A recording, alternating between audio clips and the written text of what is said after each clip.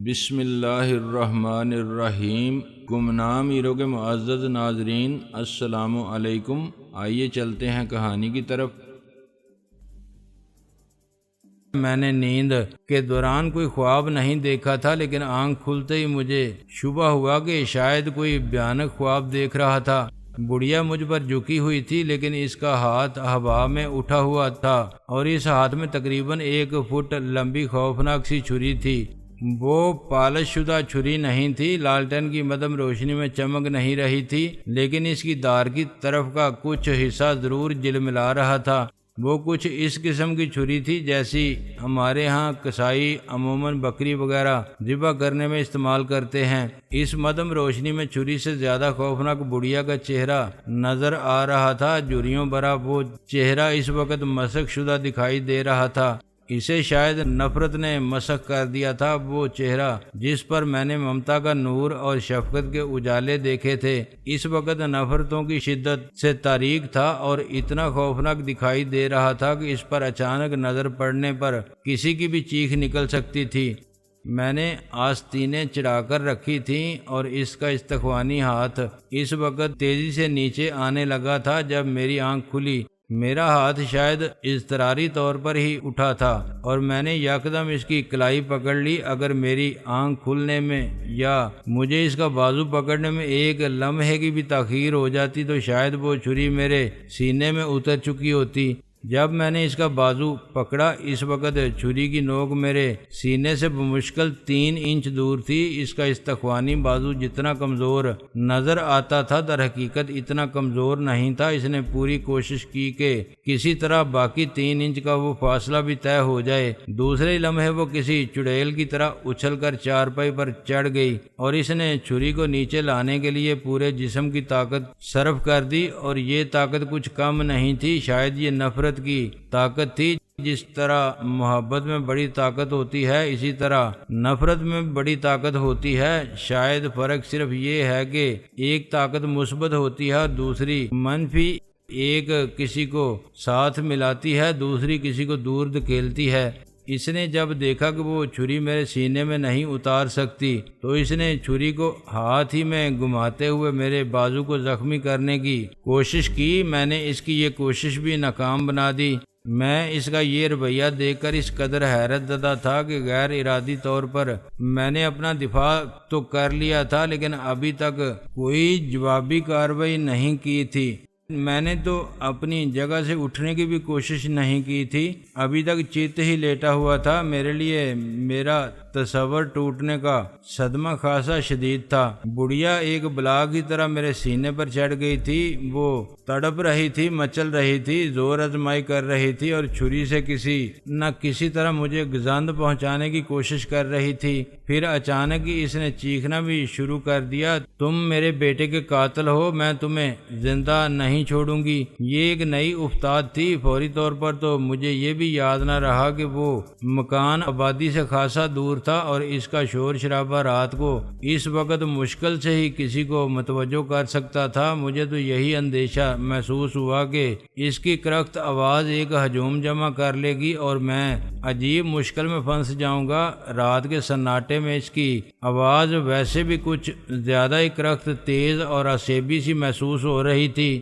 اس کا نہ جانے وہ کون سا بیٹا تھا جس کا اس نے مجھے قاتل بنا دیا تھا۔ میں نے شاید اسے کبھی خواب میں بھی نہ دیکھا ہو۔ اس کے شور مچانے پر مجھے حرکت میں آنا پڑا۔ میں نے اس کی کلائی پر صرف ہاتھ کی گرفت سخت کی، چھری اس کے ہاتھ سے چھوٹ گئی۔ دوسرے ہاتھ سے میں نے اس کی سوکھی سی گردن دبوچی اور رات کے سکوت کو مرتعش کرتی ہوئی اس کی کرخت آواز بند ہو گئی۔ میں اب بھی نہیں چاہتا تھا کہ اس پر میرا ہاتھ سخت پڑے۔ میں نہیں چاہتا تھا کہ بڑھیا مرا جائے، تاہم وہ میرے لیے مصیبت بن گئی تھی۔ اب بھی میرے سینے پر اچھل رہی تھی، دم گھٹنے کے باعث وہ بری طرح مچلنے لگی تھی۔ میں نے اسے اچھال کر اپنے اوپر سے دور پھینک دیا۔ وہ دیوار کے قریب جا کر گری اور وہیں ساکت ہو گئی۔ اس کی آنکھیں بند ہو چکی تھیں۔ میں سر جھٹک کر اٹھ کھڑا ہوا اور قریب جا کر دیکھنے لگا کہ کہیں اس کی آنکھیں ہمیشہ کے لیے تو بند نہیں ہو گئیں، لیکن اس کی سانس چل رہی تھی، بلکہ وہ سوئی ہوئی بلی کی طرح کھرکھرا رہی تھی۔ میں نے اسے وہیں چھوڑ دیا۔ میرے خیال میں اب وہاں میرا ٹھہرنا ٹھیک نہیں تھا، یہ ٹھکانہ بھی مجھے راس نہیں آیا تھا۔ میں نے اسے بھی خدا حافظ کہا اور باہر آ گیا۔ تب مجھے احساس ہوا کہ سپیدہ سحر نمودار ہو رہا تھا۔ بڑھیا نے بھی بڑا کرم کیا تھا، مجھے چند گھنٹے سونے کا موقع دے دیا تھا اور اپنا ڈرامہ الگ صبح شروع کیا تھا۔ مکان سے نکل کر میں نے چاروں طرف دیکھا۔ دیہاتی علاقوں میں عموماً اندھیرے ہی آمد و رفت شروع ہو جاتی ہے، لیکن وہاں ابھی کوئی نظر نہیں آ رہا تھا۔ میں مڑ کر احتیاط سے مکان کا دروازہ بند کرنے لگا۔ میں کنڈی بھی چڑھانے ہی لگا تھا، لیکن پھر ارادہ ملتوی کر دیا۔ مجھے خیال آ گیا تھا کہ کہیں بڑھیا ہوش میں آنے کے بعد چیختی چلاتی ہی نہ رہ جائے اور ادھر سے کسی کا گزر ہی نہ ہو، باہر سے کنڈی کھول دے۔ میں دروازہ بند کر کے پلٹا ہی تھا کہ درختوں کے عقب سے ایک شخص نمودار ہوتا دکھائی دیا۔ درختوں نے اس مقام پر پگڈنڈی کے قریب ایک موڑ سا بنا دیا تھا اور وہ شخص اس موڑ پر ہی نمودار ہوا تھا۔ اس نے مجھے بڑھیا کے گھر کا دروازہ بند کرتے دیکھ لیا تھا۔ وہ ٹھٹک گیا۔ وہ غالباً مسجد سے نکلا تھا اور گاؤں کی طرف واپس جانے کے بجائے چہل قدمی یا کسی کام کے ارادے سے ادھر آ رہا تھا۔ صبح کا اجالا اس حد تک پھیل چکا تھا کہ میں اسے صاف طور پر دیکھ سکتا تھا۔ وہ ایک ادھیڑ عمر باریش شخص تھا۔ اس کے سر پر ٹوپی اور ہاتھ میں تسبیح تھی۔ شلوار ٹخنوں سے اونچی تھی۔ اس کے چہرے پر کچھ ایسی طمانینت تھی جو آج کے دور میں چہروں پر ذرا کم ہی دیکھنے میں آتی ہے۔ اس کی صورت دیکھتے ہی مجھے اندازہ ہو گیا کہ وہ مجھ سے کوئی نہ کوئی سوال ضرور کرے گا اور مجھے خواہ مخواہ وضاحتوں میں الجھنا پڑے گا۔ ایک لمحے کے لیے مجھے خیال آیا کہ فوراً دوسری طرف جست لگاؤں اور ملگجے اندھیرے میں دوڑتا ہوا اس کی نظروں سے اوجھل ہو جاؤں، لیکن فوراً ہی مجھے خیال آیا کہ وہ ایک شریف آدمی تھا اور میں نے بھی کوئی جرم نہیں کیا تھا، تو خواہ مخواہ مجھے خود کو اس کی نظر میں مشکوک بنا کر بھاگنے کی کیا ضرورت تھی۔ تم کون ہو بھائی؟ کیا روشن بی بی کے مہمان ہو؟ اس نے نہایت محبت سے پوچھا۔ اچھا، تو اس بڑھیا کا نام روشن بی بی تھا جو مجھے موت کی تاریکیوں سے روشناس کرانے لگی تھی۔ میں نے دل ہی دل میں سوچا، میں نے اس کے ساتھ اس کے گھر میں خاصا وقت گزارا تھا، لیکن مجھے اس کا نام معلوم ہی نہیں تھا۔ تسبیح والا باریش شخص ایک ٹک میری طرف دیکھ رہا تھا۔ مجھے معلوم تھا کہ دل ہی دل میں وہ مجھ پر چور ہونے کا شبہ کر رہا تھا، لیکن بعض لوگ اتنے مہرباں، نرم خو اور نیک دل ہوتے ہیں کہ وہ بلا تحقیق چور کو بھی اس کے منہ پر چور نہیں کہہ سکتے۔ وہ پہلے مجھے بولنے کا موقع دینا اور پھر کوئی نتیجہ اخذ کرنا چاہتا تھا۔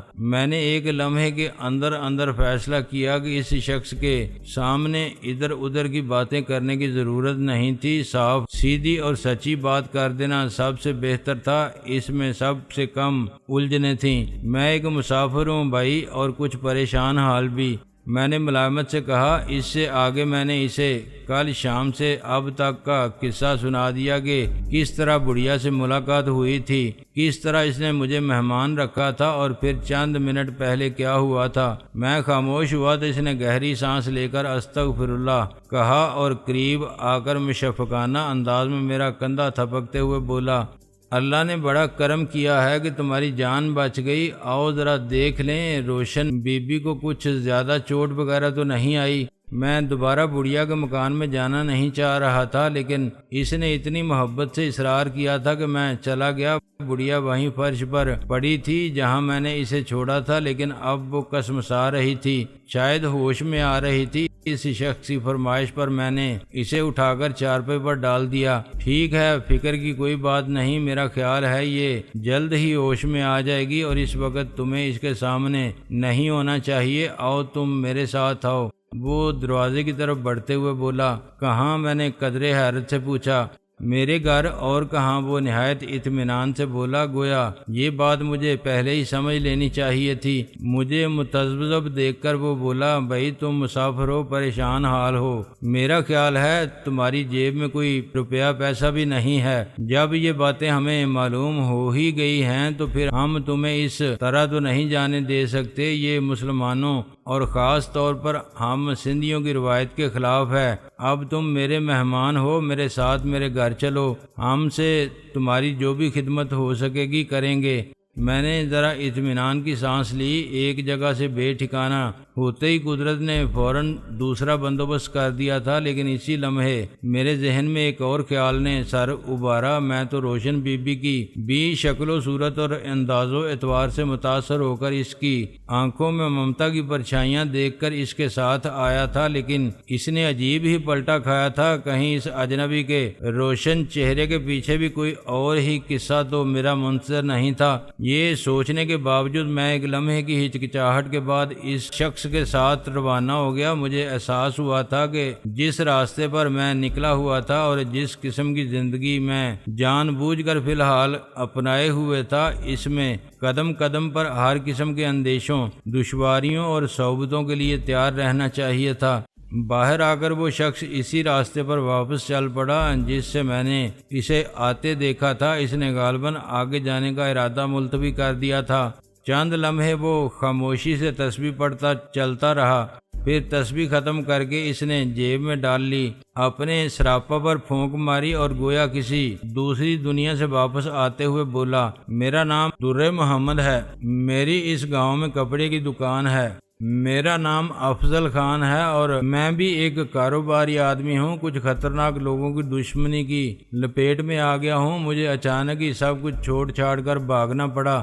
گول مول انداز میں یہ تقریباً سچ ہی تھا۔ میں نے سوچا تھا کہ خطرناک لوگوں کا ذکر سن کر اگر اسے بدکنا ہے تو ابھی بدک جائے، مجھے گھر تک لے جا کر میزبانی کی زحمت نہ اٹھائے۔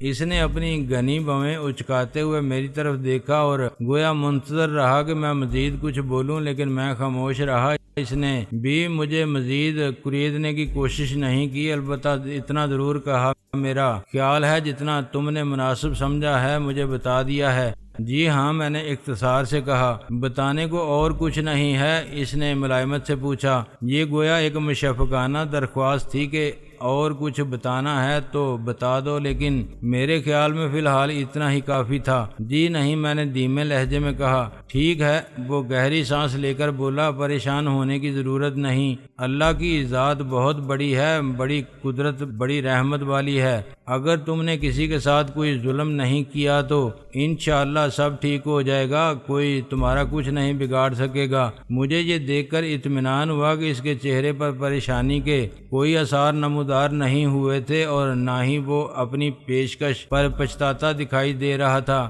ایک لمحے کی خاموشی کے بعد میں نے کہا، اس بڑھیا، میرا مطلب ہے روشن بی بی کا چکر میری سمجھ میں نہیں آیا، یہ راتوں رات اسے کیا ہو گیا تھا؟ وہ کندھے پر پڑا رومال چہرے پر پھیرتے ہوئے بولا، روشن بی بی بھی اس دنیا میں بکھری ہوئی لاتعداد کہانیوں میں سے ایک چھوٹی سی کہانی ہے۔ یہ جوانی میں ہی بیوہ ہو گئی تھی، اس کا ایک ہی بیٹا تھا، اس نے محنت مزدوری کر کے بڑی مشکلوں سے اسے پالا تھا۔ جوانی میں ہی بیوہ ہو گئی تھی اور گاؤں کے کئی مرد اس سے شادی کرنا چاہتے تھے، مگر اس نے دوسری شادی نہیں کی۔ اس کا بیٹا بڑا گبرو جوان تھا۔ در محمد نے تنقیدی سے انداز میں میرا سرتاپا جائزہ لیا اور مجھ سے ہی تشبیہ دی، کچھ تم جیسا ہی تھا، وہ بھی ہاری تھا، کھیتوں میں محنت مزدوری کرتا تھا۔ ہمارا گاؤں ایک بہت اچھا پرسکون گاؤں ہے، یہاں کسی بھی قسم کے چکر نہیں ہے، سیاست کا بھی زیادہ زور نہیں ہے، ہمارا رئیس بھی اچھا آدمی ہے، لوگوں کا خیال کرتا ہے، دکھ سکھ میں کام آتا ہے۔ یہاں غریبی ضرور ہے لیکن بے سکونی نہیں ہے۔ میرے خیال میں وہ ایک آئیڈیل گاؤں کا نقشہ کھینچ رہا تھا، جو شہر تو شہر آج کل گاؤں اور دیہات میں بھی نہیں رہا تھا۔ وہ ایک لمحے کے لیے خاموش ہوا، پھر ٹھنڈی سانس لے کر بولا، لیکن روشن بی بی کے بیٹے کو شہر جانے کا شوق چڑھ گیا تھا، جس طرح گاؤں کے اکثر لڑکوں کو چڑھ جاتا ہے۔ وہ سمجھتے ہیں ہر دیہاتی کے لیے شہر میں ایک حسین زندگی انتظار کر رہی ہوتی ہے۔ اکبر بھی شہر چلا گیا۔ اکبر روشن بی بی کے بیٹے کا نام تھا۔ وہ پہلے حیدرآباد گیا، پھر سنا ہے کہ کراچی چلا گیا تھا۔ دولت وغیرہ تو وہ کچھ نہیں کما سکا تھا، میرا مطلب ہے ہم نے روشن بی بی کے گھر میں تو خوشحالی کے کوئی آثار نہیں دیکھے۔ اکبر کی زندگی بھی شہر جا کر معلوم نہیں حسین ہوئی یا نہیں، البتہ یہ ضرور ہوا کہ 2.5-3 سال بعد وہ واپس آیا تو اس کی شکل پہچانی نہیں جا رہی تھی، سوکھ کر کانٹا ہو گیا تھا۔ اور کالا بجنگ نظر آ رہا تھا، شاید اسے کوئی لت لگ گئی تھی، ممکن ہے کوئی بیماری لگ گئی ہو، مجھے صحیح معلوم نہیں ہے، کسی کو بھی صحیح معلوم نہیں، کیونکہ واپس آنے کے بعد وہ گاؤں کے کسی آدمی سے نہیں ملا، اس نے گھر میں ہی منہ چھپا لیا تھا، گھر سے نکلتا ہی نہیں تھا، ممکن ہے وہ واپس آنا بھی نہ چاہتا ہو، کسی مجبوری میں آیا ہو۔ راستے میں ایک کتا ملا، دم ہلاتا ہوا ہمارے پیچھے چلنے لگا۔ در محمد نے اسے ہچکارا اور اصل بات ادھوری چھوڑ کر بولا، اس کتے کے سامنے میں نے صرف 2-3 مرتبہ کھانے کو کچھ پھینکا ہے، لیکن یہ جہاں بھی مجھے دیکھ لیتا ہے دم ہلاتا ہوا پیچھے ہو لیتا ہے، میں ڈرتا ہوں کہیں مجھے منہ نہ لگا دے، کپڑے ناپاک نہ کر دے، اس ڈر سے میں نے عرصہ ہوا اس کے سامنے روٹی یا بوٹی پھینکنا چھوڑ دی ہے، لیکن یہ میرا پیچھا نہیں چھوڑتا۔ پھر وہ ٹھنڈی سانس لے کر بولا، ہم تو اپنے رب کے اس کتے جتنے بھی شکر گزار نہیں ہیں۔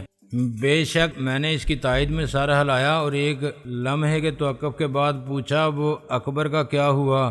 ہاں، اسے اصل موضوع یاد آیا تو وہ کچھ اور تعصب سے بولا، ایک شخص کہیں سے اکبر کو ڈھونڈتا ہوا اس کے بارے میں پوچھتا پاچھتا یہاں آیا، اکبر کے گھر پہنچا، رات کو وہیں ٹھہرا، صبح روشن بی بی بیدار ہوئی تو اکبر اس حالت میں پڑا تھا کہ اس کی گردن آدھی سے زیادہ کٹی ہوئی تھی اور چھری اس کے پاس ہی تکیے پر رکھی ہوئی تھی، اجنبی غائب تھا، نہ تو اس کا کچھ پتہ چلا اور نہ ہی اصل بات کا کچھ سر پیر کسی کی سمجھ میں آیا۔ اس نے میری طرف دیکھا، میری آنکھوں میں شاید اب بھی اسے سوال ہی نظر آیا ہوگا، وہ بات جاری رکھتے ہوئے بولا، اس کے بعد سے روشن بی بی کے دماغ میں تھوڑا سا فرق آ گیا ہے، کافی عرصہ تو یہ عالم رہا کہ گاؤں میں وہ کسی بھی اجنبی کو دیکھ لیتی تھی تو اس کا گریبان پکڑ کر چیخنے لگتی تھی، تو میرے بیٹے کا قاتل ہے، تو میرے بیٹے کا قاتل ہے، میں تجھے زندہ نہیں چھوڑوں گی۔ ظاہر ہے لوگ بیچ بچاؤ کرا دیتے تھے، ہمارے گاؤں میں کوئی اجنبی ویسے بھی کبھی کبھار ہی آتا ہے، عام حالات میں وہ بالکل ٹھیک ٹھاک رہتی تھی، اس لیے کبھی کسی نے اس کا کوئی اور بندوبست کرنے کے بارے میں نہیں سوچا۔ جس طرح تم بتا رہے ہو اس طرح کی کوشش اس نے پہلی بار کی ہے۔ انتقام کی خواہش میں اب عقل کا بھی دخل ہو گیا ہے، میں نے مسکراتے ہوئے کہا، اس نے سوچا ہوگا ہر بار لوگ بیچ بچاؤ کرا کے قاتل کو چھڑا دیتے ہیں، اس بار ذرا تدبیر سے کام لینا چاہیے۔ بیچاری در محمد متاسفانہ انداز میں بولا، اللہ تعالیٰ اس پر نہ رحم فرمائے۔ ہم اب گاؤں کی گلیوں سے گزر رہے تھے، اکا دکا لوگ گلیوں میں آتے جاتے دکھائی دینے لگے تھے، ہر کوئی در محمد کو سلام کر کے گزرتا تھا اور متجسس سی نظروں سے میری طرف دیکھتا تھا، مجھے کچھ الجھن سی ہونے لگی تھی، دل چاہ رہا تھا کہ جلد از جلد در محمد کا گھر آ جائے، میں نہیں چاہتا تھا کہ اس گاؤں میں زیادہ لوگ میری اجنبی صورت دیکھیں، یہ گاؤں جمرال سے زیادہ دور نہیں تھا جہاں میں تھانے میں خاصی مار داڑ کر کے بھاگا تھا، میرے حساب سے تو پولیس کی تلاش کا دائرہ کم از کم یہاں تک تو کافی دیر پہلے ہی پھیل جانا چاہیے تھا، اگر اب تک میری تلاش میں یہاں نہیں پہنچی تھی تو یہ محض میری خوش قسمتی تھی، خوش قسمتی اور بد قسمتی دونوں میرے ساتھ ساتھ سفر کر رہی تھیں، لیکن شاید یہ کوئی نئی بات بھی نہیں تھی، خوش قسمتی اور بد قسمتی ہمیشہ ہی انسان کے ساتھ اکٹھی سفر کرتی ہیں، کبھی ایک کا اثر بڑھ جاتا ہے، کبھی دوسری کا۔ ایک لمحے کی خاموشی کے بعد در محمد بولا، ویسے روشن بی بی ہے بڑی خوددار عورت، کبھی کسی سے مدد نہیں مانگتی، کبھی کسی کے سامنے اپنے اکیلے پن، بیچارگی یا بے بسی کا رونا نہیں روتی، سر جھکا کر کام کرتی ہے اور اپنی دنیا میں مگن رہتی ہے، کوئی اس کی مدد کرنے کی کوشش کرے تو ناراض ہوتی ہے، کہتی ہے تم مجھے محتاج سمجھتے ہو، میں اللہ کے سوا کسی کی محتاج نہیں۔ اگر لوگ روشن بی بی کی طرح سوچنے لگے تو معاشرے میں فساد بڑا کم ہو جائے، یہاں تو لوگ زمانے بھر کی آسائشیں میسر ہوتے ہوئے بھی مظلوم اور مدد کے طالب بنے رہتے ہیں۔ ہاں یہ بات تو ہے، میں نے سر ہلایا، اس نے میرے دل کی بات کی تھی۔ بالآخر وہ ایک ٹیڑھی لیکن کشادہ سی گلی کے وسط میں جا رکا اور ایک مکان کی طرف اشارہ کرتے ہوئے بولا، یہ ہے میرا غریب خانہ۔ اس کے مکان کے سامنے نیم کا ایک گھنا درخت موجود تھا جس کے نیچے گائے بندھی ہوئی تھی۔ مکان نیم پختہ تھا اور اس کا چوبی دروازہ اچھا خاصا لمبا چوڑا تھا۔ اندر لے جا کر اس نے مجھے اتاق میں بٹھایا جہاں چند کرسیاں اور ایک چوبی تخت موجود تھا جس پر بستر لگا ہوا تھا۔ اندر کے کسی کمرے سے کسی عورت کے تلاوت کرنے کی نہایت دھیمی سی آواز سنائی دے رہی تھی۔